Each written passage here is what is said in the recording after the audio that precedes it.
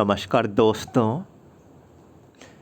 So friends, जैसा कि आप सभी को मालूम है, मध्य प्रदेश एनएचएम द्वारा 3 अगस्त 2022 को स्टाफ नर्स की पोस्ट के लिए एग्ज़ाम आपका कंडक्ट कराया जाएगा।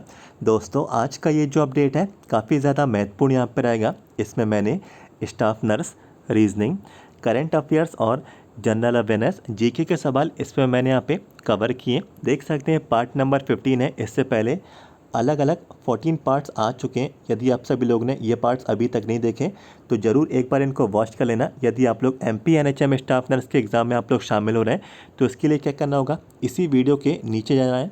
डिस्क्रिप्शन बॉक्स में सभी पार्ट्स की लिंक आपको मिल जाएगी। एक एक करके सभी पार्ट्स आप लोग वॉच कर लें। काफ़ी हेल्प आपको आपके एग्ज़ाम के लिए मिलने वाली है। और दोस्तों, इसके अतिरिक्त एक और इन्फॉर्मेशन है आप सभी को बताना चाहता हूँ। एमपी एनएचएम स्टाफ नर्स के लिए मैंने यहाँ पे एक टारगेट पीडीएफ भी एक बनाया है, और ये टारगेट पीडीएफ के बारे में जो चर्चा है हम लोग वीडियो के लास्ट में यहाँ पे करेंगे। तो दोस्तों, सबसे पहले वीडियो को लाइक कर दें और चैनल को सब्सक्राइब जरूर करें। कोई भी जानकारी अब आपसे ना छूटे तो वीडियो के नीचे जाएं, सब्सक्राइब के रेड बटन को यहाँ पे क्लिक करें। एमपी एनएचएम स्टाफ नर्स हर जानकारी इसी तरीके से आगे भी पाते हैं। तो बिल्कुल शुरुआत कर देते हैं अपने अपडेट को, बढ़ जाते हैं पहले सवाल की ओर। तो दोस्तों, पहला जो सवाल यहाँ पे जो मैंने इंक्लूड किया स्टाफ नर्स नर्सिंग के पोर्शन से यहाँ पे रहेगा। तो डायरेक्टली मैं आपको क्वेश्चंस की ओर ले चलता हूँ। तो दोस्तों देखिए, पहला जो सवाल यहाँ पे जो रहने वाला है, पूछ लिया गया है the number of bones in axial skeleton are. तो आप लोगों को बताना है नंबर ऑफ बोन्स, कितनी हड्डियों की संख्या रहती है एक्सियल स्केलेटन में। तो दोस्तों, कुल मिला के ये 80 रहती हैं, आप लोग उसको याद रखें। इसके बाद दोस्तों देखिए, अगला सवाल है, पूछा जा रहा है which of the following instrument is used for cutting thin section of tissue. तो टिश्यू का जो थिन सेक्शन होता है, तो कौन से इंस्ट्रूमेंट द्वारा ये कट किया जाता है, कौन से इंस्ट्रूमेंट की मदद से इसको काटा जाता है। तो दोस्तों देखिए, इसको क्या बोलते हैं, माइक्रोटॉम इसको बोला जाता है। इस टर्म को आप लोग जो है याद रखें। इसके बाद दोस्तों देखिए, एक और अगला सवाल है, पूछ लिया गया है in which of the following process removal of calcium from tissue take place. तो दोस्तों, आप लोगों से पूछ लिया गया कि कौन सी प्रोसेस होती है जिसमें से कैल्शियम को रिमूव कर दिया जाता है, और किस में से रिमूव होता है। तो ये टिश्यूज़ में से जो कैल्शियम को रिमूव कर दिया जाता है, तो उसको दोस्तों देखिए क्या बोलते हैं। तो दोस्तों देखिए, इसको बोलते हैं डीकैल्सिफिकेशन। तो इस टर्म को भी आप लोगों को याद रखना है। इसके बाद दोस्तों देखिए, एक और अगला सवाल है, पूछा जा रहा है which of the following option is linked with removal of water from tissue.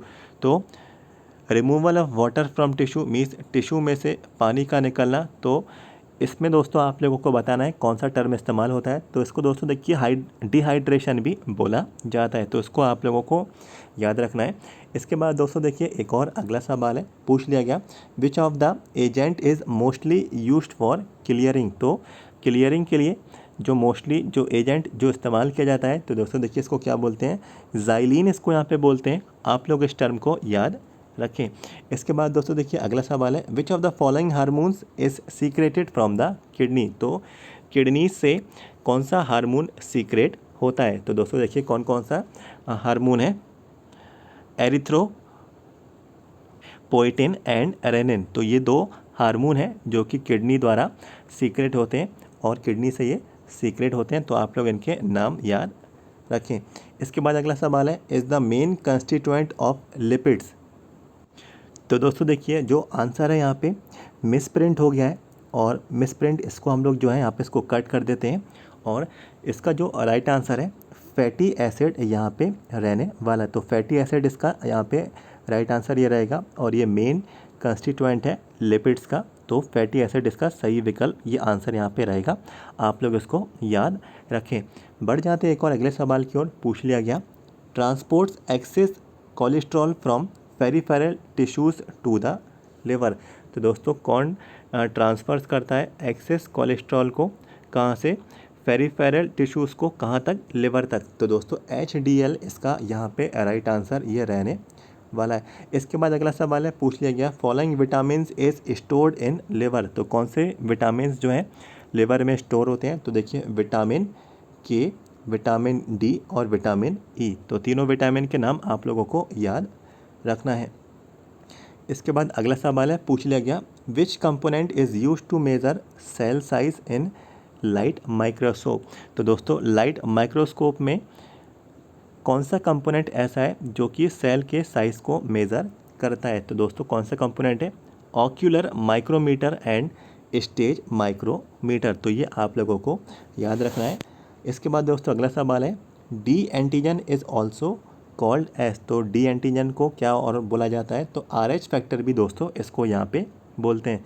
इसके बाद कुछ और सवाल है, पूछ लिया गया the normal range for blood sodium level इस। तो ब्लड सोडियम लेवल की जो नॉर्मल जो रेंज है कितनी होती है, 135 से 145 MEQ/L। तो ये आप लोगों को याद रखना है, ये नॉर्मल रेंज है ब्लड की, और इसमें सोडियम जब यहाँ पे पाया जाता है तो ब्लड सोडियम के लेवल की जो रेंज है 135 से 145, ये आप लोगों को याद रखना है। इसके बाद which is more found in blood protein. तो सबसे ज़्यादा ब्लड प्रोटीन में क्या पाया जाता है। तो दोस्तों देखिए सबसे ज़्यादा क्या पाया जाता है ब्लड प्रोटीन में, सेरम एल्ब्यूमिन। तो ये आप लोगों को याद रखना है। इसके बाद the inner layer of stomach wall is called as. तो इनर लेयर जो होती है अंदरूनी लेयर स्टमक की वॉल की, तो इसको क्या बोलते हैं। तो दोस्तों देखिए इसको म्यूकोसा यहाँ पे बोला जाता है, तो इसको आप लोग जो है याद रखें इस टर्म को। इसके बाद द लार्जेस्ट वाइट ब्लड कॉर्पल्सिस इस। तो सबसे बड़ी आप लोगों को बतानी है वाइट ब्लड कॉर्पल्सिस WBC कौन सी होती है, तो मोनोसाइट दोस्तों इसको बोलते हैं, आप लोग उसको याद रखें। इसके बाद hypoxia is a tissue level deficiency of. तो हाइपॉक्सिया जो कि एक टिश्यू लेवल डेफिशिएंसी है, और ये किसकी कमी से होती है, तो ऑक्सीजन की कमी से ये होती है। तो इसको आप लोगों को याद रखना है। इसके बाद कुछ और अगला सवाल है, देखिए cartilage present in body is called. तो दोस्तों कार्टिलेज जो प्रेजेंट होती है बॉडी में, इसको दोस्तों और क्या बोलते हैं, तो दोस्तों इनको कनेक्टिव टिश्यूज़ भी बोला जाता है। इसके बाद अगला सवाल है, which artery supplies blood to the heart. तो दोस्तों कौन सी आर्टरीज़ हैं, कौन सी धमनी है जो कि सप्लाई करती हैं ब्लड को कहाँ तक, हार्ट मीन्स हृदय तक। तो दोस्तों देखिए कोरोनरी इनको यहाँ पे बोला जाता है, कोरोनरी आर्टरीज़।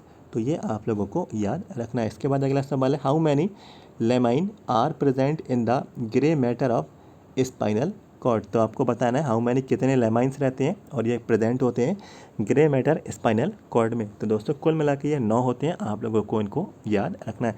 इसके बाद in central nervous system the nerve that arise from cerebrum and brain stem are called. तो आप लोगों को नर्व का नाम बताना है, और जो कि अराइज होती है कहाँ से, सेरिब्रम और ब्रेन की स्टेम से।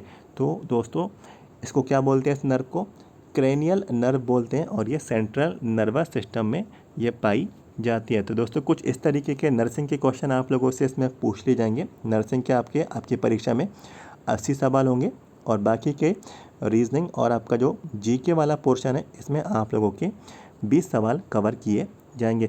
तो नर्सिंग के सवाल मैंने आपके साथ यहाँ पे डिस्कस किए। अब हम लोग यहाँ पे बढ़ जाते हैं GK जनरल नॉलेज के सवालों की ओर। तो GK के सवाल भी इसमें मैंने यहाँ पे इंक्लूड कर लिए गए, और देखिए यहाँ पे देखिए लिखा हुआ है general knowledge and current affairs. तो कौन कौन से सवाल यहाँ पे आप लोगों से पूछे जा सकते हैं। जैसे कि दोस्तों देखिए पहला सवाल आप लोगों से पूछा जा रहा है, project Himank is associated with which organization. तो प्रोजेक्ट हिमांक है, और ये कौन से संस्था से जुड़ा हुआ है। तो दोस्तों देखिए ये BRO से जुड़ा हुआ है, बॉर्डर रोड ऑर्गेनाइजेशन। आप सभी को मालूम भी होगा कुछ समय पहले इसी संस्था के द्वारा नर्सिंग की वैकेंसीज रिलीज़ की गई थी, और इसका वीडियो भी मैंने यहाँ पे कवर किया था। तो BRO दोस्तों बॉर्डर रोड ऑर्गेनाइजेशन, तो ये प्रोजेक्ट हिमांक इससे यहाँ पे जुड़ा हुआ है, आप लोगों को याद रखना है। इसके बाद दोस्तों देखिए कुछ मिलिट्री एक्सरसाइजेज हैं जो यहाँ पे मिलिट्री अभ्यास होते हैं अलग अलग देशों के साथ। तो दोस्तों देखिए भारत के अलग अलग देशों के साथ कौन कौन से अभ्यास हैं। तो देखिए जैसे भारत का श्रीलंका के साथ जो एक्सरसाइज है, जो अभ्यास है, उनको क्या बोलते हैं, तो उनको मित्र शक्ति बोला जाता है। तो दोनों देशों की सेना जो है यहाँ पे एक्सरसाइज करती हैं, अभ्यास करती हैं, और इसको कुल मिला के जो नाम है इंडिया और श्रीलंका के लिए मित्र शक्ति बोला जाता है। इसके बाद दोस्तों देखिए इंडिया और थाईलैंड के बीच भी एक्सरसाइज होती है, और दोस्तों जो अभ्यास इंडिया और थाईलैंड के बीच होता है तो उसको बोलते हैं मैत्री एक्सरसाइज। तो मैत्री अभ्यास इसको यहाँ पे हिंदी में बोला जाता है। इसके बाद इंडिया और नेपाल में भी होती है, तो इंडिया और नेपाल के लिए जो नाम है सूर्य किरण, इनको यहाँ पे बोलते हैं। इसके बाद इंडिया और चाइना में भी होती है, तो इंडिया और चाइना की हैंड इन हैंड, तो इसको हैंड इन हैंड जो है इंडिया और चाइना का अभ्यास बोला जाता है। और भी देश रहते हैं, जापान के साथ भी होती है। तो दोस्तों बड़ी बड़ी डेवलपिंग कंट्रीज़ भी इंडिया के साथ जो है अलग अलग एक्सरसाइजेज जो है मिलिट्री एक्सरसाइजेज होती हैं, तो इनके अलग अलग नाम है। तो कुछ यहाँ पे जो इंपॉर्टेंट थे वो मैंने आप लोगों को यहाँ पे बता दिए। इसके बाद दोस्तों देखिए अगला सवाल है, पूछ लिया गया कैपिटल ऑफ गोवा, तो गोवा की राजधानी क्या है? तो दोस्तों गोवा की राजधानी पणजी है, आप लोग को मालूम भी होगा और आप लोग उसको याद भी रखें। इसके बाद दोस्तों अगला सवाल है चीफ मिनिस्टर ऑफ उत्तराखंड, तो उत्तराखंड के मुख्यमंत्री का क्या नाम है? तो दोस्तों देखिए पुष्कर सिंह धामी, तो पुष्कर सिंह धामी जो है सीएम है उत्तराखंड के, तो ये आप लोगों को याद रखना है। इसके बाद प्रधानमंत्री आवास योजना स्टार्टेड इन, तो दोस्तों प्रधानमंत्री आवास जो योजना है कब शुरू हुई? तो 2015 में इसको शुरू किया गया, प्रधानमंत्री आवास योजना। इसके बाद दोस्तों अगला सवाल है डांस फॉर्म ऑफ तमिलनाडु, तो तमिलनाडु का कौन सा डांस फॉर्म है? तो जो फेमस यहाँ पे जो डांस का जो फॉर्म है भरतनाट्यम है, तो ये आप लोग जो है इसको याद रखें। इसके बाद रेल मिनिस्टर ऑफ इंडिया, तो रेल मिनिस्ट्री कौन से जो है पर्सन मीन्स यहाँ पे अपॉइंटमेंट है रेल भारत की, तो अश्वनी वैष्णव दोस्तों इसका राइट आंसर ये रहने वाला है। इसके बाद दोस्तों देखिए कुछ करेंसी के क्वेश्चन है, जैसे कि देखिए करेंसी ऑफ चाइना, तो चाइना की कौन सी मुद्रा है? तो चाइना की यॉन है। इसके बाद करेंसी ऑफ जापान, तो जापान की कौन सी मुद्रा है? तो जापान की येन है। तो दोस्तों अलग अलग देशों की अलग अलग मुद्रा, जैसे भारत की रुपया है, चाइना की यॉन है, जापान की येन है। तो आप सभी लोग जो है मेन कंट्रीज़ की करेंसी भी याद रख सकते हैं, इनकी कैपिटल्स भी आप लोगों के पूछ लिए जाते हैं। इसके बाद आप लोगों से अगला सवाल पूछ लिया गया Habibganj station of Madhya Pradesh renamed as, तो हबीबगंज स्टेशन जो है मध्य प्रदेश का, इसको किस नाम से यहाँ पे बुलाया जाता है? इसका नाम बदल दिया गया। तो दोस्तों क्या बोला गया? रानी कमलापति रेलवे स्टेशन। तो दोस्तों ये नाम आप लोगों को याद रखना है, बहुत ही चर्चित ये टॉपिक है और ये आप लोगों को याद रखना है। इसके बाद अगला सवाल है फुल फॉर्म ऑफ AQI, तो AQI का फुल फॉर्म क्या है? एयर क्वालिटी इंडेक्स, तो एयर क्वालिटी इंडेक्स जो है AQI का फुल फॉर्म यहाँ पे रहेगा। इसके बाद दोस्तों कुछ इंपॉर्टेंट मूवीज़ के डायरेक्टर में मैंने यहाँ पे इसमें कवर किए, जैसे कि देखिए director of movie Kashmir files, तो कश्मीर फाइल्स जो मूवी है इनके डायरेक्टर कौन है? तो देखिए विवेक रंजन अग्निहोत्री, तो दोस्तों ये नाम आप लोगों को याद रखना है, विवेक रंजन अग्निहोत्री ये कश्मीर फाइल्स मूवी के डायरेक्टर हैं। इसी के बाद दोस्तों जो पूछ लिया जाता है सवाल डायरेक्टर ऑफ मूवी बाहुबली, तो बाहुबली मूवी के भी डायरेक्टर जो है आप लोगों से पूछ लिए जा सकते हैं और काफ़ी परीक्षाओं में पूछे भी गए हैं, तो इसलिए मैंने इसमें यहाँ पे इसको कवर कर लिया। तो बाहुबली के जो डायरेक्टर हैं SS राजामौली हैं, तो ये नाम आप लोगों को याद रखना है। इसके बाद दोस्तों देखिए जिस मूवी को बहुत ज़्यादा अवार्ड मिले हैं, तो इसका भी यहाँ पे मैंने इसमें जिक्र किया है, तो डायरेक्टर ऑफ मूवी दंगल, तो दंगल मूवी के डायरेक्टर कौन है? तो दंगल मूवी के जो डायरेक्टर हैं नितेश तिवारी ये रहेंगे और ये नाम आप लोगों को याद रखना है। ये 3 अलग अलग अपॉइंटमेंट्स जो हैं डायरेक्टर फिल्म जगत से मैंने यहाँ पे इनको कवर किया है, इनका डायरेक्टर के नाम आप लोग जो है याद रखें। इसके बाद दोस्तों देखिए अगला सवाल है मध्य प्रदेश स्टेट फ्रूट, तो मध्य प्रदेश का राजकीय फल कौन सा है? तो मध्य प्रदेश का जो राजकीय जो फल है वो रहेगा मैंगो आम, तो ये आप लोग जो है इसको याद रखें। इसके बाद दोस्तों त्रिपुरा मणिपुर मेघालय इस्टेब्लिश्ड बाय, तो दोस्तों देखिए त्रिपुरा जो राज्य है, मणिपुर जो राज्य है और मेघालय जो राज्य है, तो इनकी स्थापना कौन से दिन को हुई है? तो दोस्तों देखिए इनका जो इस्टेब्लिशमेंट जो डे है वो यहाँ पे 21 जनवरी है, तो 21 जनवरी को त्रिपुरा मणिपुर और मेघालय राज्य की स्थापना की गई। मध्य प्रदेश का तो आप सभी को मालूम भी है, तो मध्य प्रदेश का जो स्थापना दिवस है 1 नवंबर को मनाया जाता है, तो 1 नवंबर जो है मध्य प्रदेश इस्टेब्लिशमेंट डे भी ये इसको यहाँ पे बोला जाता है, तो उसको भी आप लोग याद रखें। इसके बाद थीम ऑफ वुमेंस डे 2022, तो 2022 की जो वुमेंस डे सेलिब्रेट हुआ तो इसकी थीम क्या थी? तो दोस्तों देखिए इसकी जो थीम थी जेंडर इक्वलिटी, हिंदी में हम लोग यहाँ पे कहें लिंग समानता, तो जो है 2022 वुमेंस डे की ये थीम थी, आप लोगों को याद रखना है। इसके बाद टेम्पल ऑफ कामाख्या, तो कामाख्या जो टेम्पल है, कामाख्या देवी का जो टेम्पल है, ये कहाँ है दोस्तों? ये आसाम राज्य में है, तो ये आप लोगों को याद रखना है।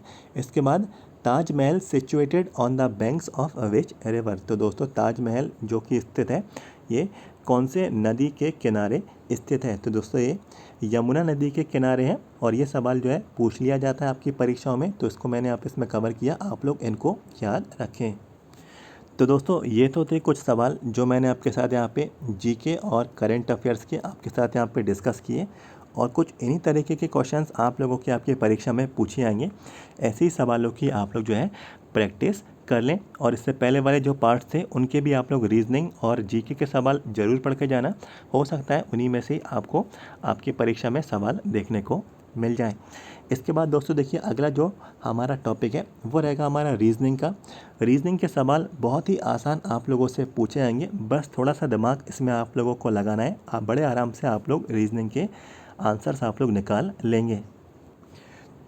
तो दोस्तों देखिए पहला सवाल जो आप लोगों से यहाँ पे जो पूछा जा रहा है, इफ़ क्यू मीन्स ऐड, तो डायरेक्टली मैं आप लिख देता हूँ। क्यू का मतलब दोस्तों यहाँ पे क्या है? क्यू का मतलब है ऐड मीन्स एडिशन, प्लस हो रहा है।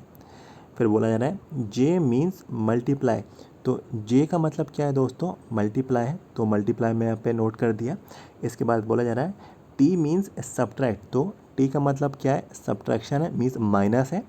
और बोला जा रहा है एंड के मीन्स डिवाइड, और के का मतलब क्या है दोस्तों? यहाँ पे बोला जा रहा है डिवाइड, तो यहाँ पे इसको मैंने डिवाइड से डिनोट कर दिया। हमें दोस्तों इसका आंसर यहाँ पे निकालना है, ये पूरी जो वैल्यू आप लोगों को दे दी गई है, तो इसको मैं यहाँ पे इस तरफ लिख देता हूँ, फिर इसके साइन हम लोग यहाँ पे चेंज करेंगे। तो देखिए लिखा है 26, फिर इसके बाद लिखा है के, इसके बाद लिखा है 2, उसके बाद लिखा है क्यू, उसके बाद लिखा है 3, उसके बाद लिखा है जे, फिर उसके बाद लिखा है 6, उसके बाद लिखा है टी, और उसके बाद लास्ट में लिखा है 4। तो दोस्तों देखिए सबसे पहले हम लोगों को कैसे साइन चेंज करना है, तो देखिए 26 का 26 एज इट इज़ ऐसे कैसे यहाँ पे लिखेगा, तो देखिए लिखा है यहाँ पे के, तो के हमें देखना है के किस चीज़ को डिनोट कर रहा है, के डिवाइड को यहाँ पे डिनोट कर रहा है, तो के को हम लोग डिवाइड से रिप्लेस कर देंगे और 2 एज इट इज़ वैसे का वैसे लिख देंगे। फिर हमें देखना है क्यू, तो क्यू देखिए किस चीज़ को डिनोट कर रहा है, क्यू जो है प्लस साइन को यहाँ पे डिनोट कर रहा है, प्लस साइन मीन्स एडिशन को ये डिनोट यहाँ पे कर रहा है, तो प्लस हमने कर दिया, यहाँ पे 3 कर दिया। इसके बाद दोस्तों देखिए जे, फिर देखिए जे किस चीज़ को यहाँ पे डिनोट कर रहा है, ये कर रहा है मल्टीप्लाई को, तो जे हम यहाँ पे इनटू कर देंगे जे की जगह, मीन्स मल्टीप्लाई का साइन लगा देंगे, फिर यहाँ पे 6 कर देंगे, और फिर लास्ट में हमारा बचता है टी, तो टी किस चीज़ को डिनोट कर रहा है, तो देखिए टी जो है माइनस साइन को यहाँ पे डिनोट कर रहा है, तो हम लोग यहाँ पे इसकी जगह माइनस कर देंगे और यहाँ पे 4 कर देंगे। फर्दर इसको सॉल्व कर लेंगे, तो फॉर्मूला मैंने आपको बताया था, सबसे पहले होगा डिवाइड, फिर होगा मल्टीप्लाई, फिर होगा एडिशन, फिर होगा उसके बाद सब्ट्रैक्शन। तो सबसे पहले डिवाइड कर लेते हैं, तो देखिए डिवाइड यहाँ पे इस्तेमाल हो रहा है 26 डिवाइडेड बाय 2, तो 26 को दो से जब ये डिवाइड होगा तो दोस्तों क्या आंसर आएगा? 13, तो 13 मैंने इसमें यहाँ पे नोट कर दिया, बाकी क्या है एज इट इज़ मैंने ऐसे का ऐसे यहाँ पे लिख दिया। इसके बाद दोस्तों अगला जो रूल है वो रहेगा हमारा मल्टीप्लाई का, तो देखिए मल्टीप्लाई कहाँ हो रहा है, तो देखिए मल्टीप्लाई 3 × 6 का यहाँ पे हो रहा है, तो एज इट इज़ 13 का 13 मैं यहाँ पे लिखे रहूँगा, साथ ही साथ 3 × 6 क्या होता है, 6 3 जो होता है 18, तो 18 मैंने यहाँ पे लिख दिया, और वैसे का वैसे मैंने यहाँ पे 4 को यहाँ पे नोट कर लिया।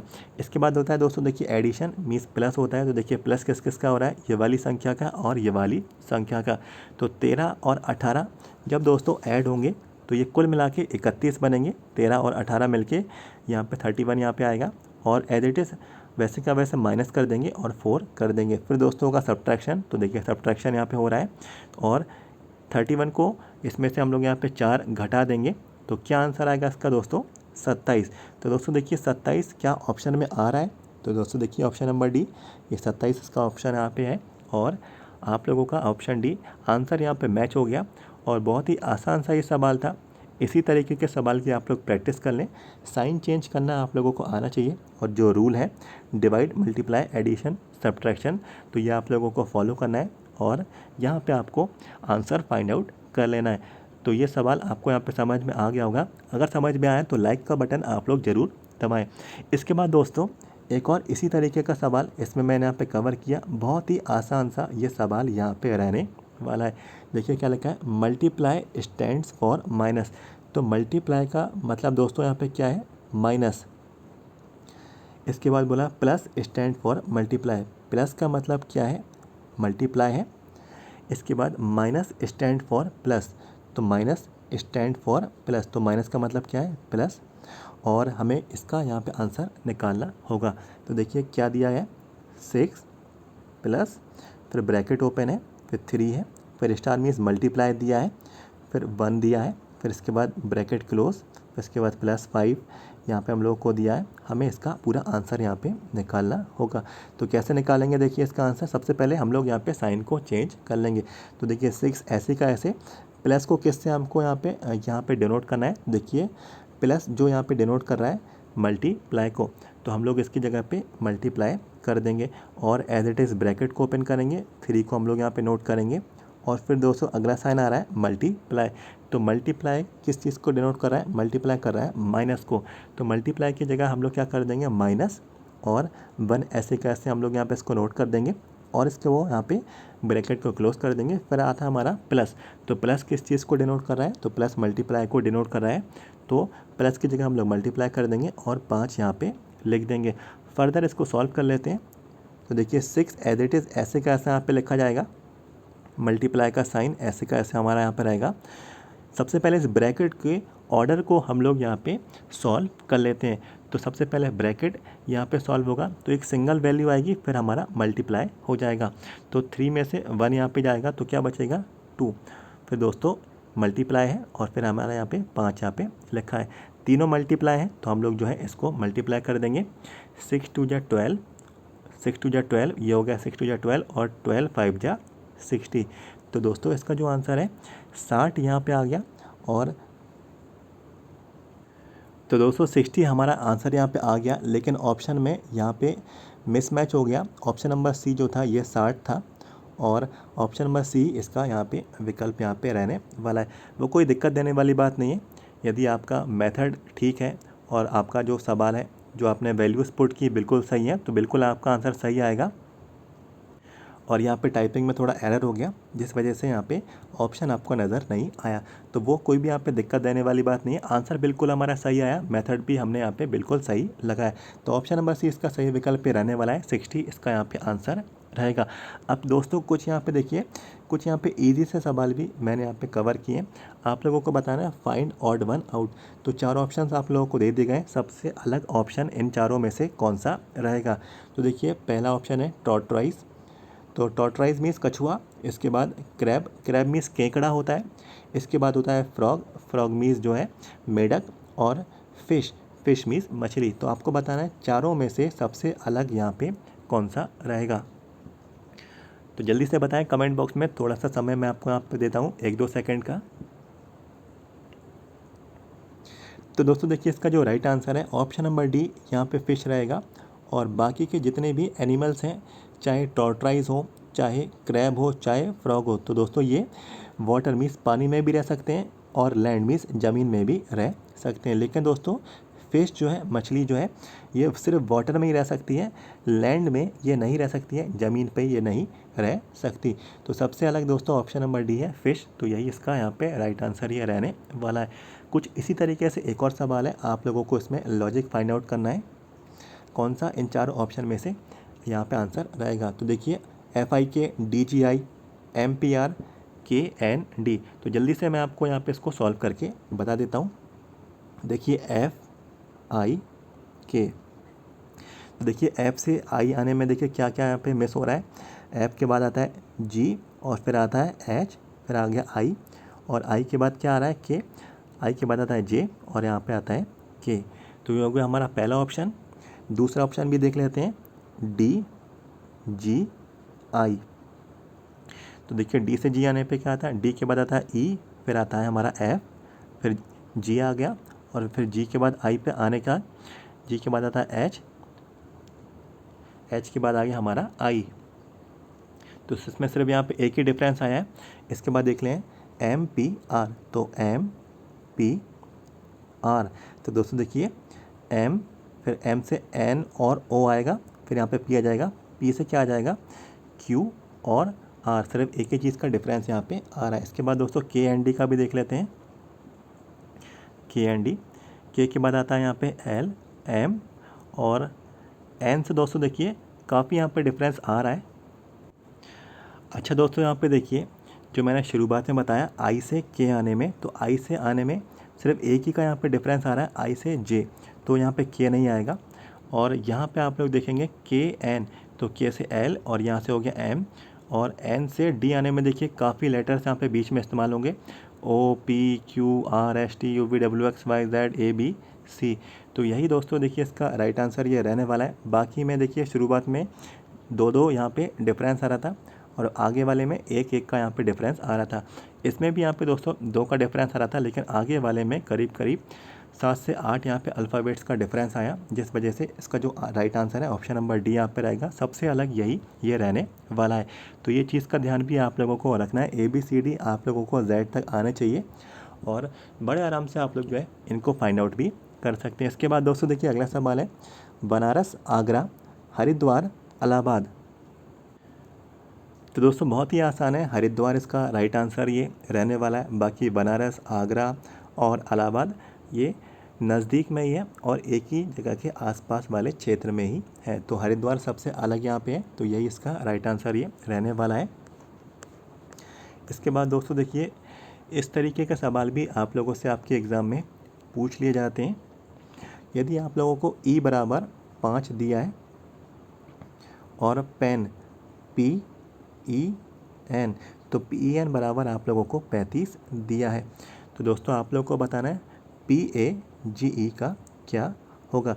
तो PAGE का बहुत ही आसान है, जैसे कि आप लोगों को मालूम है ABCD, तो ये चलता है 1 2 3 4। तो P का लेटर दोस्तों कितना रहता है, P का होता है 16, तो P 16 नंबर पे आता है। आप लोग जब कभी भी काउंट करेंगे तो P 16 नंबर पे आएगा। A जो है सबसे पहले नंबर पे आता है, तो उसको मैं 1 से डिनोट कर देता हूँ। फिर दोस्तों जो G है, G 7 नंबर पे आता है। और जो E है, तो E दोस्तों आता है ABCDE, तो ये आता है 5 नंबर पे। तो ये आप लोगों को वैल्यूज़ याद है तो अच्छी बात है। यदि आप लोगों को याद नहीं है तो आप लोग जो है अपनी उंगलियों पे काउंट भी कर सकते हैं ABCDE, तो E आ गया 5 नंबर पे। तो इस तरीके से A to Z जितने भी आपके लेटर्स हैं आप लोग इनके नंबर निकाल सकते हैं। फिर दोस्तों देखिए आप लोगों को सबको प्लस कर देना है, तो 16 + 1 17 और यहाँ पे 17 + 7 और +5।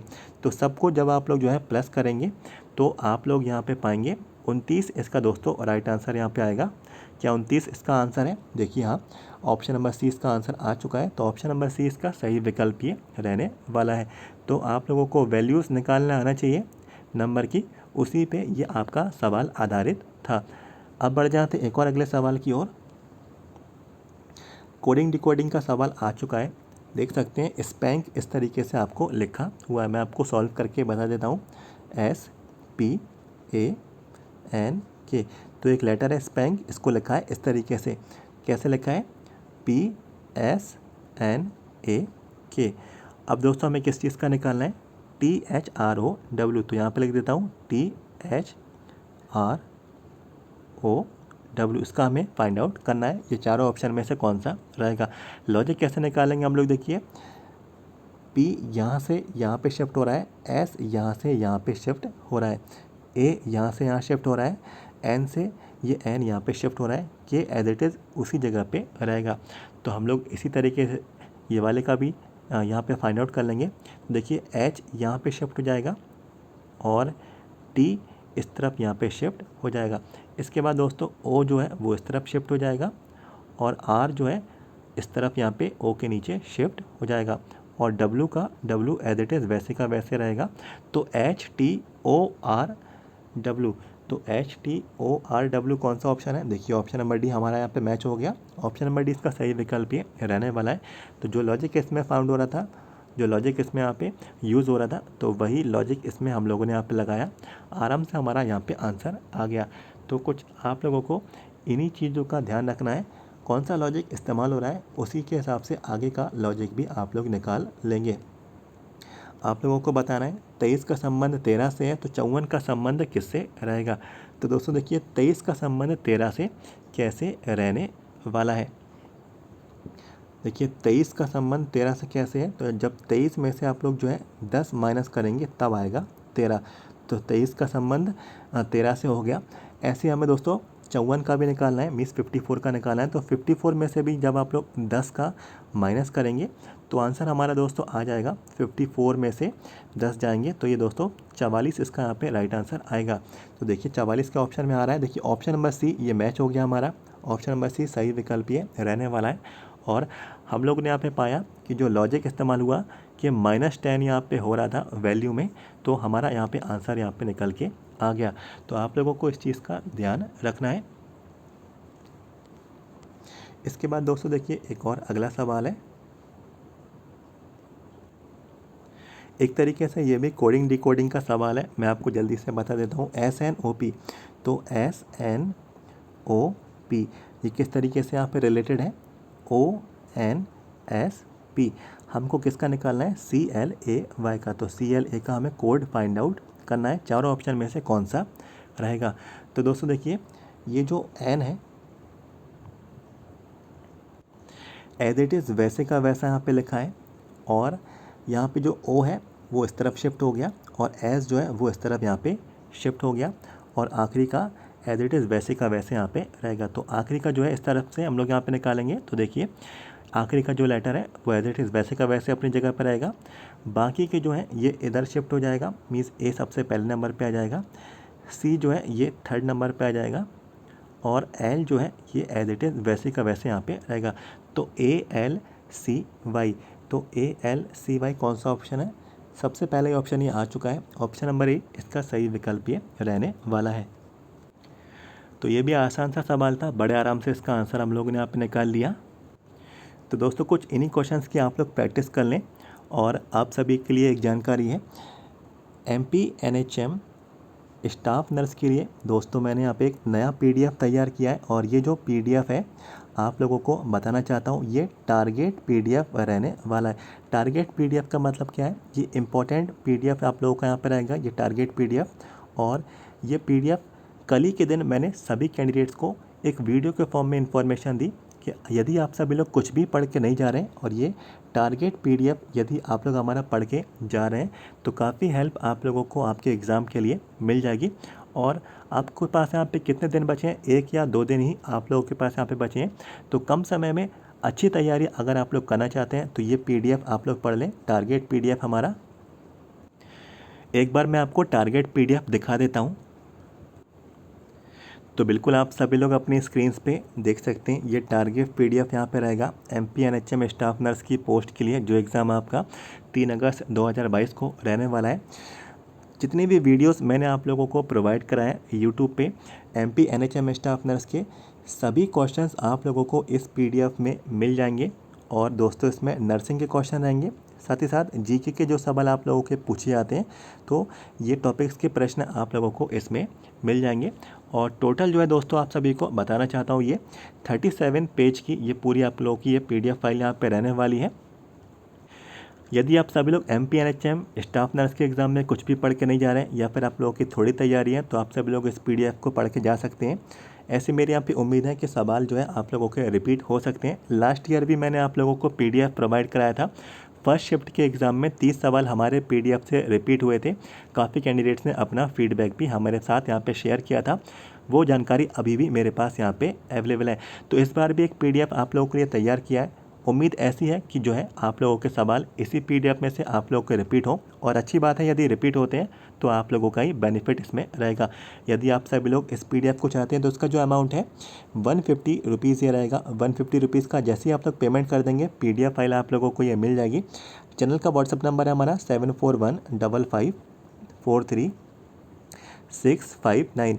इस पे आप सभी लोग हमें व्हाट्सएप पे मैसेज कर दें, सारी जानकारी आप लोगों को ये PDF आपके व्हाट्सएप पे ही मिल जाएगा। सबसे पहले वीडियो को लाइक कर दें, और दोस्तों चैनल को सब्सक्राइब जरूर करें। MP NHM स्टाफ नर्स कोई भी जानकारी अब आपसे ना छूटे तो वीडियो के नीचे जाएं, सब्सक्राइब के रेड बटन को आप पे क्लिक करें। MP NHM स्टाफ नर्स हर इन्फॉर्मेशन इसी तरीके से आगे भी पाते रहते। मिलते हैं आपसे अगले वीडियो में। Thank you so much.